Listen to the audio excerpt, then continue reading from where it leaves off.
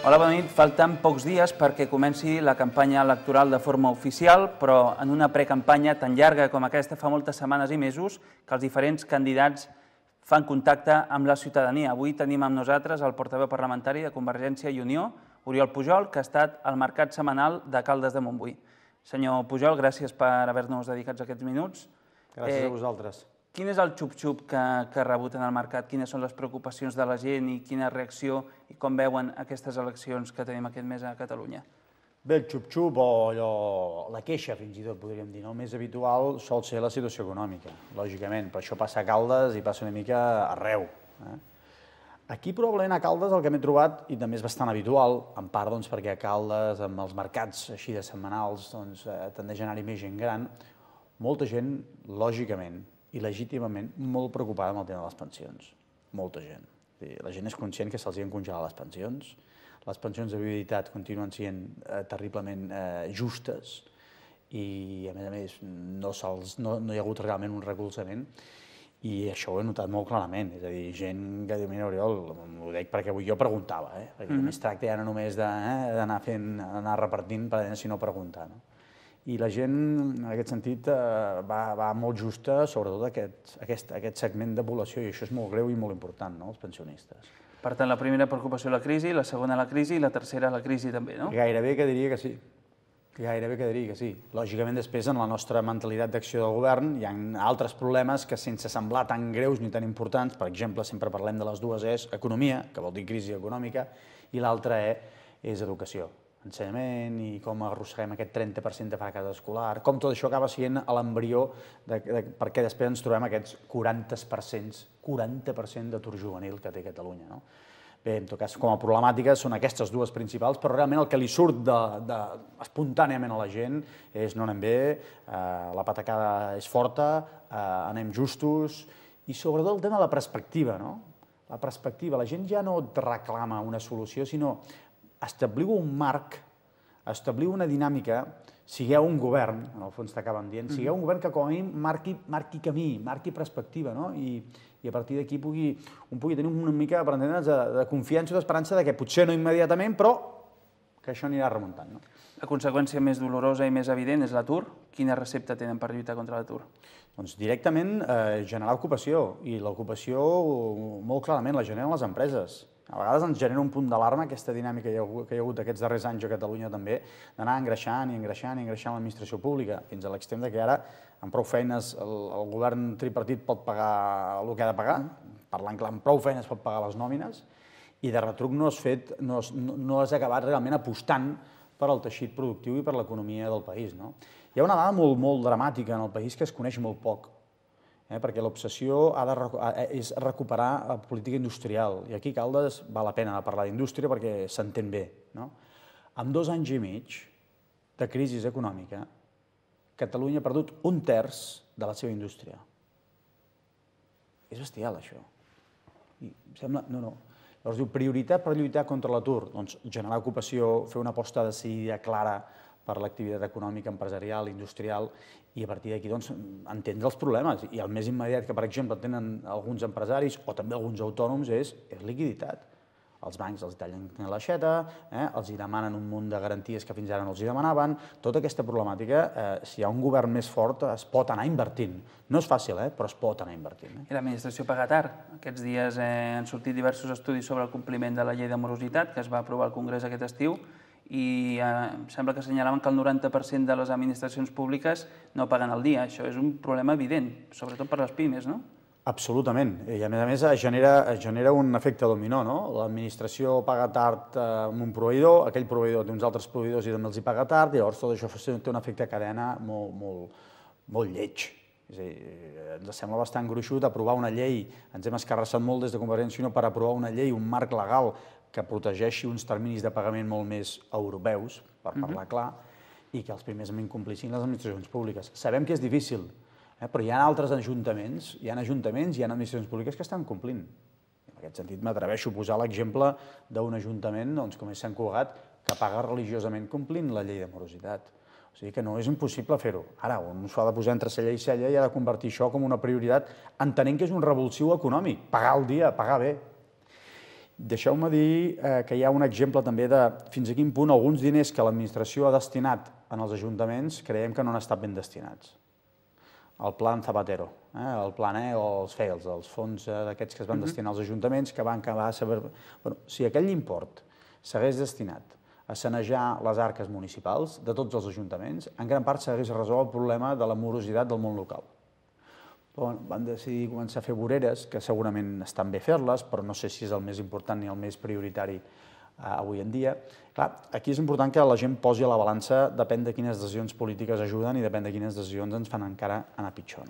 Vostès volen retallar el pes de l'administració entre un 20 i un 25%. Des del tripartit diuen que volen retallar funcionaris o que no volen, per exemple, quan una persona es jubila, no volen que aquesta baixa quedi coberta per una altra persona. Vostès diuen que el que volen és l'estructura administrativa, reduir-la. Efectivament. El primer anàlisi és l'administració ha crescut, creiem, exageradament.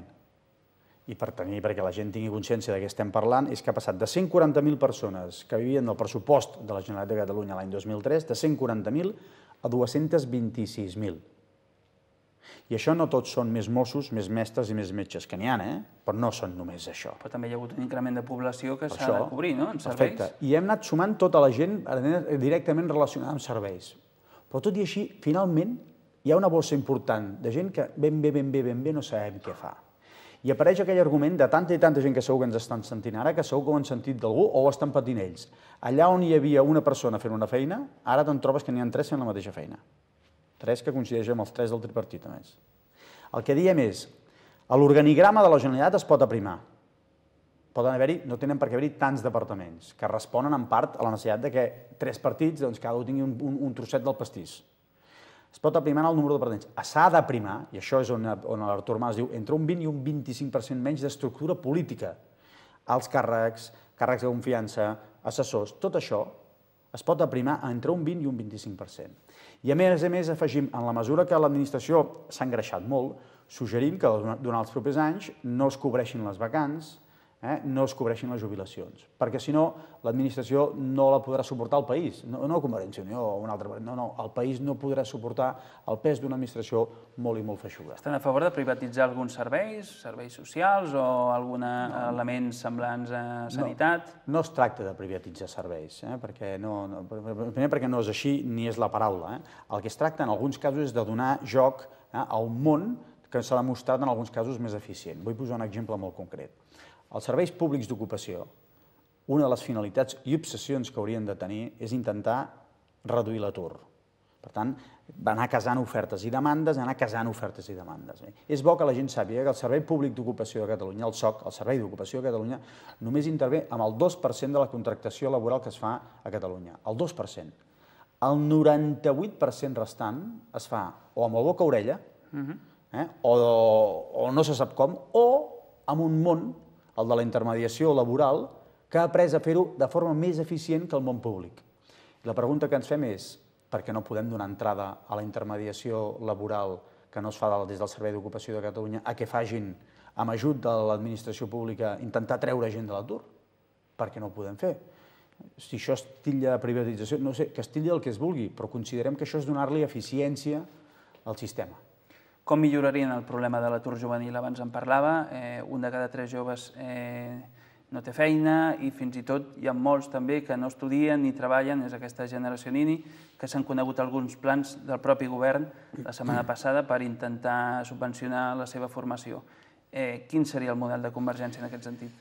D'entrada, intentem fer una campanya en positiu i explicant el que podem fer i el que volem fer. Ara, no ens podem estalviar algunes crítiques, sobretot d'algunes mesures fetes a 18, 19, 20 dies de les eleccions. Quan el govern tripartit del senyor Montilla al capdavant treu una política de subvencions per una part d'aquests joves que ni estudien ni treballen, nosaltres, francament, ens posem les mans al cap. Per diversos motius. Primer, el problema dels ninis, d'aquests joves que ni estudien ni treballen, no és d'ara mateix. Resulta que al senyor Montilla se li acut a 20 dies de les eleccions fer veure que ha descobert el problema i llançar aquesta mesura. Dius, val. Per tant, electoralisme i partidisme. Segon, ni de bon tros creiem que aquesta mesura ajudi realment a sacsejar aquesta gent. Tinguent en compte que la problemàtica a vegades es genera amb un fracàs escolar previ, es genera amb unes estructures familiars que directe i indirectament, conscient o inconscientment, acaben donant una certa empara a que el jove ni estudi ni treballi. Per tant, això no es resol amb polítiques de subvencions. Però tercer motiu, que ens faci molt crítics, quin missatge estem llançant? Si el govern de Catalunya, en aquest cas el govern tripartit, resulta que en el que ni estudia ni treballa l'acaba subvencionant. Parlem dels que volen estudiar i estan treballant? Parlem dels que volen treballar i estan a l'atur? Parlem dels que voldrien cobrar una pensió més digna i estan cobrant una pensió de viudetat?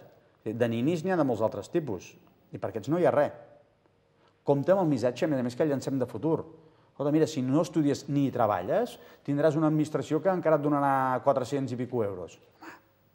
Per tant, el primer missatge és molt de crítica a això. Per què? Perquè creiem que primer és electoralista i no aborda realment el problema. Com es pot abordar el problema? Doncs mira, clarament, en el cas dels ninis, Jordi, nosaltres creiem que això ja té un origen previ amb allò que és el 30% de fracàs escolar. I això es gestiona des del món educatiu i actuant també sobre les famílies. El 30% de fracàs escolar està més que detectat. I es resol a través dels mestres, i a través dels directors de centres, i a través de l'autonomia de centres, perquè no és igual a tot arreu. I, per tant, cal abordar el problema més en l'inici, més en l'origen. M'atreveixo a dir en gran part que el nini és la conseqüència d'un seguit de problemes anteriors, i és sobre els problemes anteriors que cal actuar. En el cas de l'atur juvenil hi ha alguna cosa que estem intentant de forma molt concreta i immediata. Ho estem intentant durant Lleida en el Congrés de Diputats, perquè també és important que la gent reconegui i accepti que Catalunya ha de poder tornar a determinar i a influenciar el conjunt de la política econòmica espanyola. I una de les mesures que estem intentant fer és que hi ha gent que vol contractar gent. Hi ha empresaris, autònoms fins i tot que s'atrevirien a contractar algú. Però hi ha un punt com de basarda, diu, amb el que està caient jo ara, estimulem aquesta contractació. Com? 5.000 euros. Bonificacions? 5.000 euros, bonificació de 5.000 euros per contracte indefinit. I és, per tant, tant per joves com també una franja de gent molt castigada, que és aquella franja que va de 45 a 55, de 40, m'atreveixo a dir, una mica més, fins a 55 anys. Aquesta és una franja de gent que acaba articulant realment l'atur de llarga durada. 5.000 euros de bonificació, i està més que calculat, és que cada euro que inverteix l'administració pública en aquesta bonificació, en un any, només en un any, en recupera 4. Per tant, aquest tipus d'estímul... És una cultura de la subvenció, també? No. D'una altra forma, però... Sí, però és diferent, perquè no estàs donant uns diners, estàs donant un contracte indefinit amb una gent que potser té un punt de basarda. Hi hauria gent, hi ha algunes empreses i gent autònom, hi ha gent que va bé i que, en tot cas, està una mica a la rereguarda perquè veu un panorama una mica trasbalsat i mogut. Però que si pot tenir un estímul, alguns d'aquests ho farien. Diuen, bueno, doncs va, som-hi. És l'espenta, o la mà, o intentar acompanyar a un procés en el qual, laboralment, és molt diferent contemplar-te la vida des de l'atur que contemplar-te la vida amb un contracte indefinit, no?